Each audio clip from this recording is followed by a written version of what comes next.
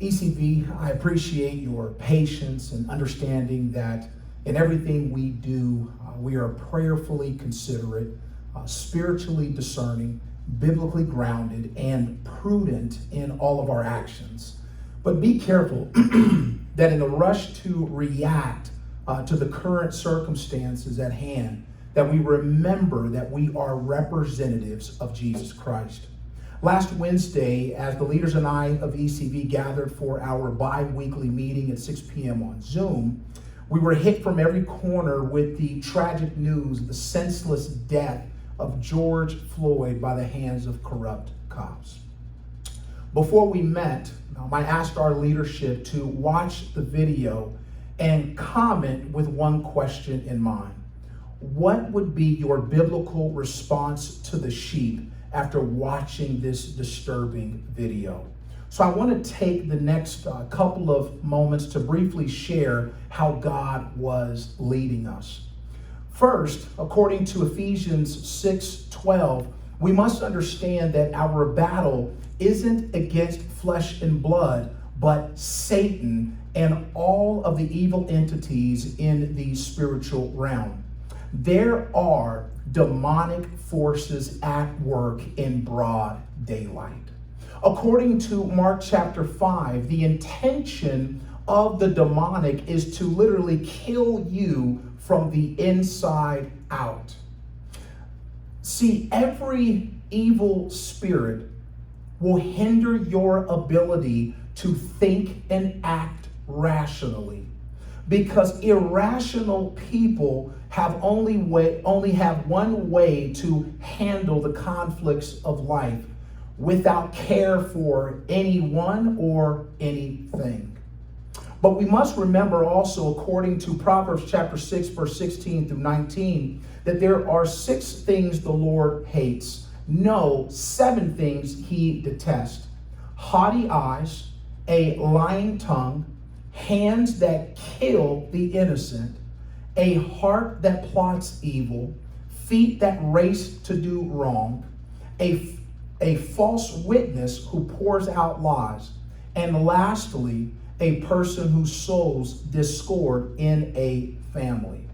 All this to say, God doesn't condone or champion sin, and neither do the leaders of Endurance Church of the Valley. From our leadership in government to our criminal justice system to the police brutality, discrimination against African Americans is everywhere. For those who I know personally that knelt during the national anthem, they will tell you that it was never about the flag. It was about getting the attention of America to shift to what many had overlooked: the injustice of the African American male and female. What we are witnessing right now is the grieving of the Black community. As Pastor John has told me many times before, you can't tell people how to grieve. The message embedded in the grief and despair, though, is what else do we have to do to be heard? Now, for a moment, I just want you to pause and just imagine that you are crying out to the world, please stop killing us, and people ignore you. Yet as leadership, we want to be clear. We do not condone any of the violence, looting, and rioting. Unfortunately, there are the opportunistic few who are attempting to hijack the purpose of the peaceful protest and ignite lawlessness. We pray the God of injustice will protect the integrity of every protest, and that the identity of agents of Satan will be revealed and prosecuted. We need Jesus. We need the sufficiency of his grace to love greater than the hurt we experience from others. Because according to Romans chapter 12, our love must be genuine. So if we maliciously retaliate by losing control on social media or in the streets, we'll damage our witness for Christ, divide communities, and prevent real change from happening. Because in order for the world around you to experience real change, your world must be radically changed within you. But if we must start somewhere, we want to be part of this change here at ECV.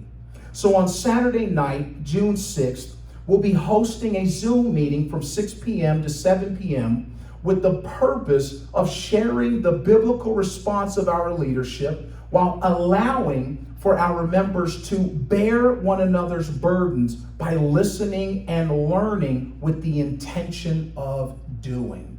We pray the ministry of the Word and Spirit of Christ would bring us together and lead the way to real change. The link will be available on our Facebook page, and we will send it out via Flocknote soon. Invite your friends and family as we seek God's will together as one. Thank you for listening, and God bless.